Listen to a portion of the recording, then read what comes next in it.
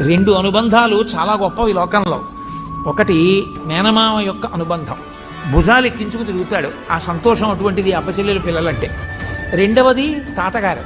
తాతగారు అయ్యేటప్పటికీ ఎంత లోకమునందు పూజితుడై కానివ్వండి, మనవడి దగ్గరికి వచ్చేటప్పటికి పసిపిల్ల.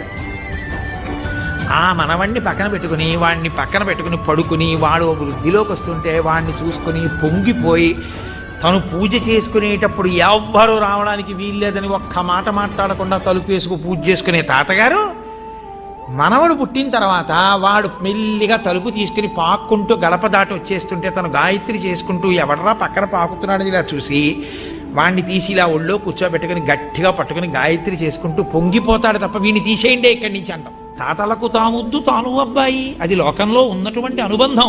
ఈశ్వరుడు చేకూర్చాడు తాతగారిది అనుభవం, మనవడిది ప్రాయం. ఆయన దగ్గర నేర్చుకోవాలి మనవడు. అందుకే వాళ్ళిద్దరికీ అంత అనుబంధం.